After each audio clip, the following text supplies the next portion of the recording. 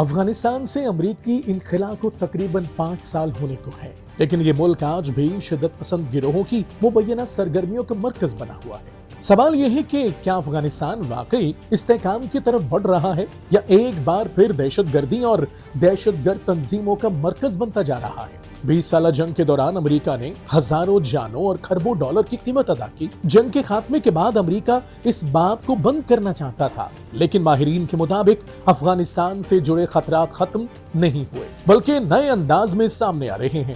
International experts کے according Afghanistan ایک مرتبہ پھر بعض شدت پسند گروہوں کے لیے محفوظ پناہ گاہ بنتا جا رہا ہے۔ رپورٹ میں بھی یہ دعویٰ کیا گیا کہ القاعدہ سے وابستہ عناصر اپنی سرگرمیوں کو دوبارہ منظم کرنے کی کوشش کر رہے ہیں، جبکہ حمزہ بن لادن بھی تنظیم کی بحالی کی کوششیں کر رہا ہے۔ یہی وجہ ہے کہ عالمی سطح پر یہ خدشات مسلسل ظاہر کیے جا رہے ہیں کہ مستقبل میں بعض خطرناک عناصر دوبارہ افغانستان کی سرزمین کو اپنے مقاصد کے لیے استعمال کر سکتے ہیں۔ افغانستان کی موجودہ صورتحال کا اثر صرف امریکہ تک محدود نہیں بلکہ پورا خطہ اس کے اثرات محسوس کر رہا ہے۔ پاکستان ان ممالک میں شامل ہے جو دہشت گردی کے خطرات کا براہ راست سامنا کر رہے ہیں۔ ماہرین کا کہنا ہے کہ افغانستان سے سرگرم بعض شدت پسند گروہ نہ صرف پاکستان بلکہ تاجکستان اور وسطی ایشیا کے دیگر ممالک کے لیے بھی سیکیورٹی خدشات پیدا کر رہے ہیں۔ اسی لیے ایکسپرٹس امریکہ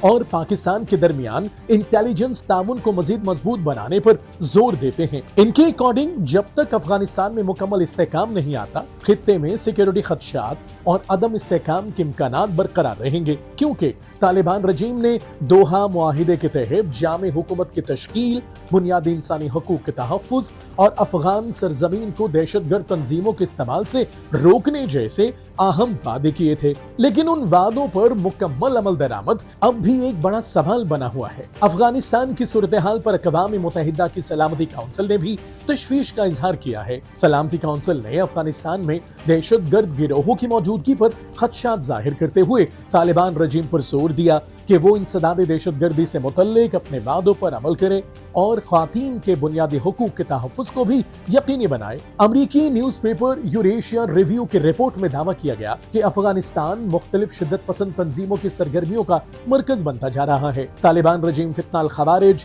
القاعدہ اور دیگر کالعدم گروہوں کی سرگرمیوں کو روکنے میں مؤثر ثابت نہیں ہو سکا، بلکہ عسکریت پسندوں کے بنیادی ڈھانچے کو ختم نہ کیے جانے کے باعث افغانستان بعض عناصر کے لیے محفوظ پناہ گاہ بن گیا ہے۔ رپورٹ میں روسی اور امریکی انٹیلیجنس اداروں کے حوالے سے کہا گیا ہے کہ افغانستان میں مختلف تنظیموں سے وابستہ ہزاروں غیر ملکی جنگجو موجود ہیں۔ ماہرین کا کہنا ہے بعض شدت پسند گروہ فتنہ الخوارج کو تربیت، مشاورت اور جنگی معاونت فراہم کر رہے ہیں، جس سے پاکستان سمیت پورے خطے کی سلامتی کو خطرات لاحق ہو رہے ہیں۔ حقیقت یہ ہے کہ آج کا افغانستان صرف ایک ملک نہیں بلکہ عالمی اور علاقائی طاقتوں کے مفادات، سلامتی کے خدشات اور جغرافیائی سیاست کا اہم مرکز بن چکا ہے۔